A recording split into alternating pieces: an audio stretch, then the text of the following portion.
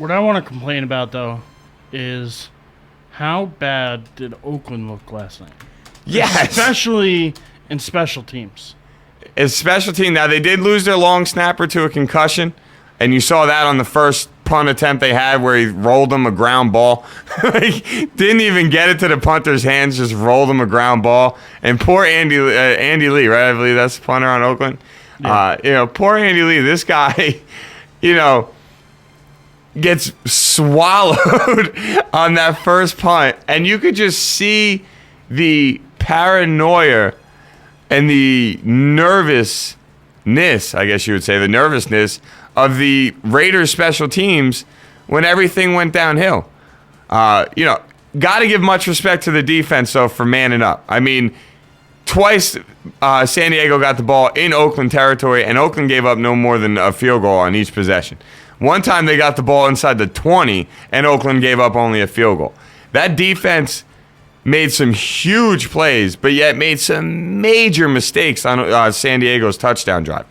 Major mistakes. Twice they get called for encroachment and offsides on third and 4, 3rd and 5. Yeah.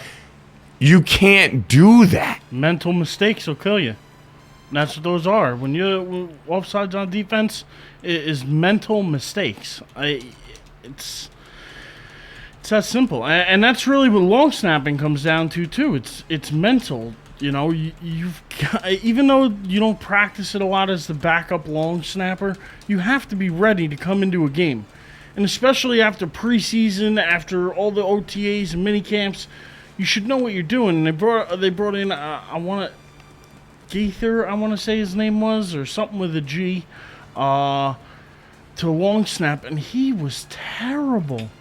He was awful. Yeah, guy hasn't long snapped since high school. Even still, I mean, you roll a couple punts. I mean, but it was awful. It was awful. And the sad thing is, hard to watch. The first good one he snapped gets blocked. I mean, it wasn't a good, perfect snap, but the first good one he had gets blocked. It was amazing to see Oakland from the first half to the second half. In the first half, they played with confidence, they played with energy, and they played like they were better than San Diego. They may have been trailing at half, but they played like they believed they could beat San Diego.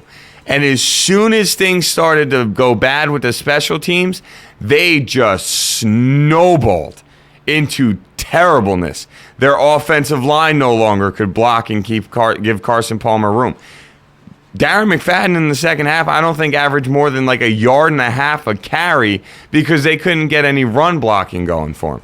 And I was dying yesterday watching that game. I had Darren McFadden in fantasy. I needed 35 points. My man got me 18 in the first half. I'm like, oh, dude, give me one touchdown and a couple yards, and I'm locked. I'm going to come from behind and win. I was down 80 points after the 1 o'clock games, and McFadden needed 35, and I was money. And I'm sitting there, and I'm watching the game, and I'm like, and then all of a sudden the punt gets blocked. And all of a sudden you can see it. I mean, if you watch enough football, you know when the confidence switches sides. Yeah, you know when one team just says, we are better than you, and the other team is like, yeah, you are. And that's what happened last night.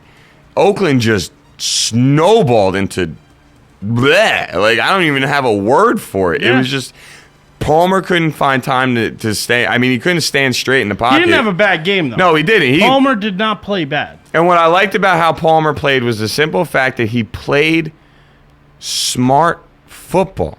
Last year, Carson Palmer was trying to force things when he didn't need to force things. I mean, you shouldn't. I understand that you came in midseason and you weren't really all accustomed to everything. But 16 interceptions to 13 touchdowns last year, still unacceptable in my opinion. You're Absolutely, too much of a veteran quarterback to make those kind of mistakes. But he played smart football last night. You watched it. He managed the game. He didn't force two. He made 1 or 2 forced throws, but every quarterback does. It's part of being a quarterback. But he made good decisions for the most part with the ball. He didn't just force it downfield. He'd take the dump offs to Darren McFadden.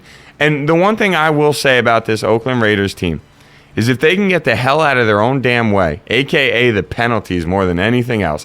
Dude, you know what? Mental mistakes. Yeah, you lost your long snapper. You made some mistakes with that. The guy was not prepared to do his job, and that's his fault. Oh, that's absolutely. his fault. You need to understand, I'm the backup long snapper. I should do a couple reps, even if it's by myself, and snapping the ball at a freaking wall. You should understand that you got to be ready for that. Yeah. And he wasn't. So absolutely outside of that guy, though, as a team, it still was the same Raiders. The mental mistakes, the penalties, the fumble on their first drive where they eat up 5 minutes of clock, move the ball 70 yards, pick up a huge 3rd and 5 to keep the drive alive, and instead of going down because you know you got the drive alive, the guy's fighting to gain an extra half a yard, gets popped. That was the rookie, right? Yeah, Strouder or Streeter. Yeah. And this kid gets popped. He had a couple drops, too. I mean, now I understand he caught the touchdown pass from Palmer, but he had a few drops. He had a few key plays that I thought he could have been better on to help that offense. And they were really high on him before the game with him, coming in and being able to make some plays. But like I said, I saw drops, that fumble. I didn't see enough positives out of him. I mean, even Hayward Bay, he looked all right, but he didn't look spectacular. He did make one amazing catch in that game. He did make a great catch. That one catch he made on the sideline where he ended up getting both feet down, that was a hell of a catch. But I completely agree with what you're saying. I was surprised by the lack of shots down the field Oakland took. I felt like Oakland was going to take, to me, with the speed they have at wide receiver, I just felt like they had to take a few more shots down the field that they didn't, especially just to make the defense worry about it. I mean, sometimes if you don't complete them, it's not that bad, just because of the fact that you make the defense and the defense coordinator say, all right, well, we got to be careful on first down because play action deep and we could be giving up a 60-yard touchdown or something. But what I will, the one positive, the consistent positive with this Oakland Raiders team, actually, Darren McFadden. If Darren McFadden stays healthy, he plays the biggest question 16, mark, though. yeah. Can he stay healthy? And he hasn't proved that since he's come into the league that he can stay healthy. No, he has not. But you do see with this guy, 16 he's like full a Michael games. Vick almost, that at some point during the year he's going to miss a game or two. It's just going to happen. He just isn't physically built to as take a fantasy owner of McFadden too, it's very depressing. But I know it is, because he can put up huge numbers. He's a guy who can get you 100 yards a game, 2 touchdowns, with 50 yards or 60 yards receiving on top of that. Yeah. He is as solid a back when he's healthy in the league as almost anybody else. Yeah, I completely agree. You watch this guy play, and I was proud of him. You saw him last night. He had numerous opportunities where he could have lowered his shoulder and maybe gained another yard. Instead, he goes out of bounds. Now, I can see that driving some people nuts. But when you're a guy that is so prone to just getting these stupid injuries that nag you, I mean, last year he hurts his ankle, I think it was, in week 9, and ends up missing the rest of the season because he couldn't get it back to 100%. And to me, I'm cool with not getting that extra yard, even if I'm a fan of the Raiders. I'm only cool with not getting the extra yard if it's that yard isn't the difference between a first down. If you need to fight for a yard to get a first down, you fight for the yard. You don't go out of bounds at 9. You make sure you get that 10th yard. That I understand what you're saying. But same at the goal line. You're not going out at the 1. You're trying your damnedest to get in the end zone. Which he did last night. Yeah. He made a hell of an effort. Marcel Reese blew a block that let, I think it was Quentin Jammer, sneak in and get to McFadden's legs. But either which way, that man dove in and got spun around, and if his elbow didn't come down somehow and his body actually stayed up, he probably would have gotten a first down, and then they would have had 1st and 10 or 1st and goal on the 1.5 yard line with 7 seconds left. I was so hoping that's what they got, because the rushing touchdown would have been huge. But that's fantasy talk, not NFL talk.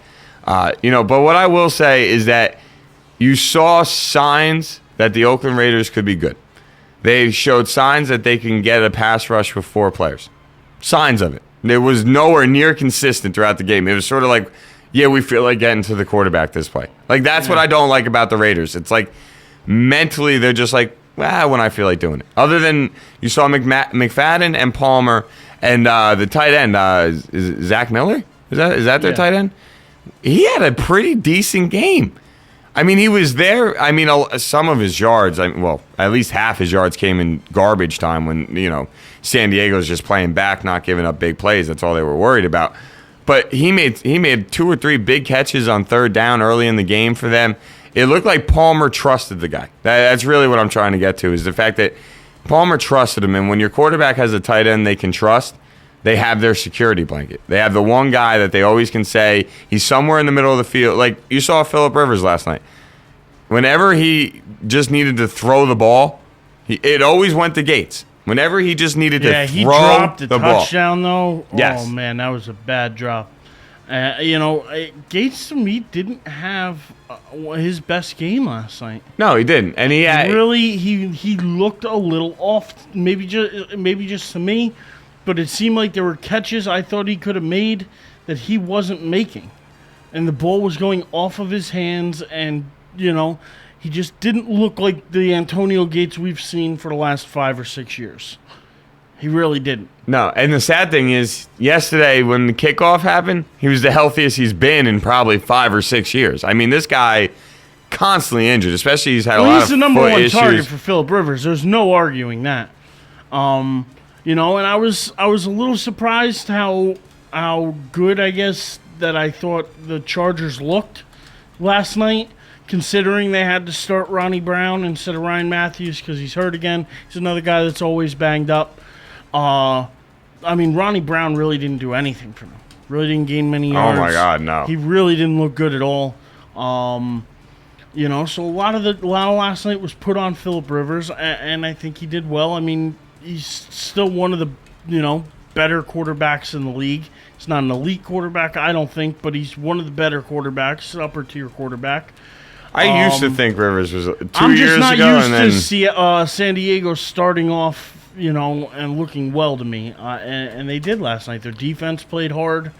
Their defense looked like that's what I mean. To me, this was one of those tale of two halves. To keep on what you're saying. Yeah, I see what you're saying. Like San Diego's D was. Oakland had over 200 yards in the first half. They only had 6 points to show for it, so you still got to give credit to San Diego for keeping them out of the end zone, and you're also going to sit there and blame Oakland for having stupid holding calls, and they had an illegal shift, I think, that put them to 3rd and 11 instead of 3rd and 6 or something like stupid mistakes. But please, San Diego, I completely agree. Defensively, they looked much better than they ever did last year, in my opinion. Yeah, from anything I saw from them last year, absolutely, much better. And when it came down to that second half, they smothered that Oakland offensive line. Smothered them. And they weren't even blitzing. Sean Phillips, Corey Legit, so these kids they were just smothering the O-line. Oakland was keeping 6 in. San Diego was rushing 4, and they were still getting to Palmer. Yeah, Chargers showed, came out, played well enough to win the game. Like you said, tale of two halves. Oakland might have dominated the first half, even though they were losing that half. And San Diego, was the better team. Yeah, it definitely was the definition of, a tale of two halves when it came down to what you saw with your eyes. If you didn't pay attention to the score, what you saw with your eyes, Oakland owned the first half, San Diego owned the second half. What benefited San Diego having the lead going into the second half made dominating it a little easier.